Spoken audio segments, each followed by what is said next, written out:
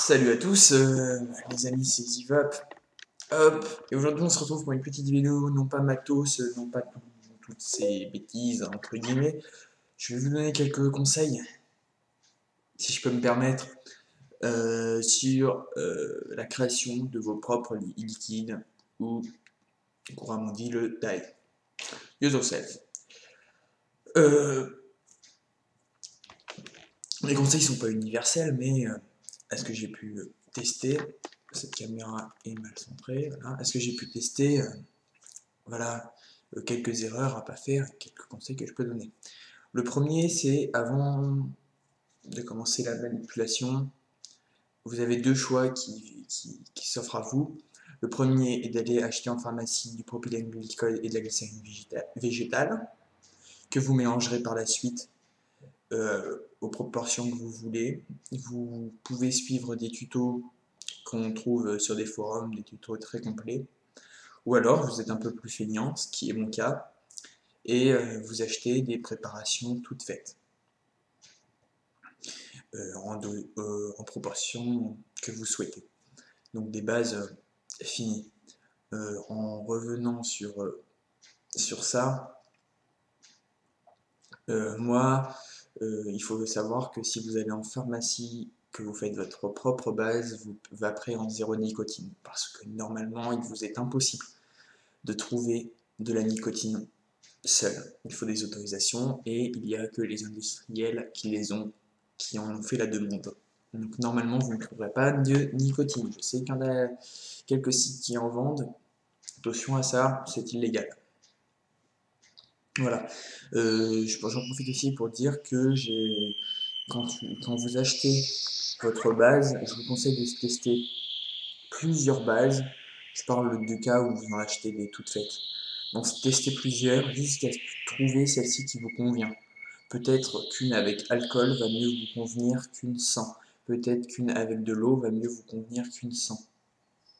Voilà, c'est aussi une occasion d'arrêter, enfin de diminuer son taux de nicotine. Moi je vape en 12 et quand je fais mes propres liquides, je vape en 6. Parce que la base est moins chère en 6 et en plus parce que c'est une bonne occasion de diminuer progressivement. Voilà. Autre petite chose pendant que j'y pense. Non, j'en parlerai après. Voilà, aussi, donc testez plusieurs bases avant de trouver celle qui vous convient. Et quand vous avez trouvé celle qui vous convient, achetez-la toujours au même endroit. Question de confort. Les arômes. Vous pouvez acheter aussi n'importe quel arôme. J'en ai pas sous la main, j'en ai plus et j'attends une livraison qui tarde à arriver. Mais vous pouvez tester plusieurs arômes. Faites-vous plaisir, les arômes, il en existe des tonnes et des tonnes. En parlant de ça, on va parler des additifs. Et je vais vous expliquer un truc que j'ai étudié il n'y a pas si longtemps que ça, il y a 2-3 ans maintenant, donc ça remonte, quand je faisais encore beaucoup de chimie. Les additifs. Les additifs, ça pose problème si vous tenez à ce que vos liquides soient zéro alcool, parce que vous avez fait ce choix. Moi c'est mon cas, j'aime pas quand mes liquides ont de l'alcool, j'en mets pas. Et du coup je peux pas mettre d'additifs. Pourquoi? Notamment, c'est pas pour critiquer, mais notamment sur le Vaposite, le site de Vapo, il y a des additifs qui commencent leur nom par éthyle, pas méthyle, éthyle, machin machin. Je vais vous expliquer ce que c'est éthyle, ce nom. Éthyle, en fait, de façon générale, on nomme une molécule en fonction de ses caractéristiques. Et éthyle, ça veut dire qu'il y a un groupe hydroxyle. Un groupe hydroxyle, c'est deux petites molécules, OL, pour ceux que ça parle, qui sont accrochées dans la structure de votre molécule. Et ce groupe hydroxyle est très très semblable à l'alcool.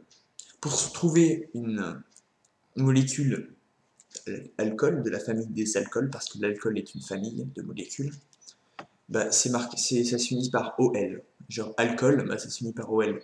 Méthanol, méthanol, OL, c'est dans la famille des alcools. Mais vous pouvez avoir des molécules qui commencent par ce petit préfixe éthyle. Et ce petit préfixe éthyle, dans la structure de la molécule, ça va être très semblable à de l'alcool en fait. Les propriétés de ce petit groupe, de ce petit rattachement, de ce petit OL est très ressemblant aux propriétés que peut avoir l'alcool. Du coup, je vous déconseille euh, si vous, si vous voulez avoir zéro alcool, de mettre des additifs. Voilà, c'est un piège qu'il faut éviter. Un petit piège. Un autre conseil, quand je manipule mes bases et compagnie, moi je mets pas de gants, il faudrait en mettre. Mais ce que je fais, c'est je me lave les mains à l'eau chaude avant et j'utilise ce gel Bacilli, je sais pas comment ça se prononce. C'est un gel de main antibactérien, antifongique et actif sur les virus. Donc on en met une noisette. Il y a de l'alcool, il me semble, hein, c'est ça. On le sent. On en met sur les mains et ça désinfecte les mains. Je le fais avant avant de manipuler mes bases et mes arômes, et après je me relave les mains à l'eau chaude et je les réutilise. Vous allez enlever toutes les impuretés, tous les microbes que vous avez sur vos mains. Donc, si vous êtes malade et qu'il y a une de ces bactéries qui tombe dans votre juice et que après vous le vapez et vous allez être malade, ainsi de suite, vous allez l'inhaler, ça va être le bordel.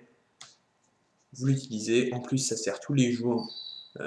Faut pas faire une fixette, hein, c'est pas la grippe aviaire et compagnie, mais vous pouvez l'utiliser quand un proche est malade. Vous allez voir, moi depuis que j'utilise ça, je suis beaucoup moins malade déjà. Et pour mes liquides, je préfère le faire. Question stipage maintenant. Si certains possèdent des caves à fleurs de pierre, c'est des caves créées en grosses pierres, on fait vieillir le vin. Vous pouvez faire stiper vos liquides ici, ça peut apporter un goût. Si vous avez des fûts de chêne, vous pouvez les faire stiper dedans également, ça va apporter un goût subtil. Il y a pas mal de marques qui se mettent à ça, qui travaillent sur l'affinage en quelque sorte des liquides. Moi, j'ai pas tout ça. Je vais prendre le petit produit miracle. Je le fais stiper dans un bureau fermé à clé que je fais au moins 1 heure avant de mettre mes liquides en stipage. Je les fais stiper au minimum 72 heures, sachant que vous pouvez trouver sur internet des temps qui diffèrent en fonction des arômes, des bases, etc. Je le fais stiper 72 heures et 2 fois par jour, matin et soir, j'utilise ceci, Pur Essentiel, que vous trouverez également en pharmacie. Pur Essentiel, c'est quoi? C'est un concentré de 41 huiles qui va purifier l'air. Donc c'est un purifiant aérien. Donc 100% naturel, qui chasse les acariens, les virus, les germes, les champignons et les mauvaises odeurs. Ça rend l'air plus pur. Pourquoi je fais ça?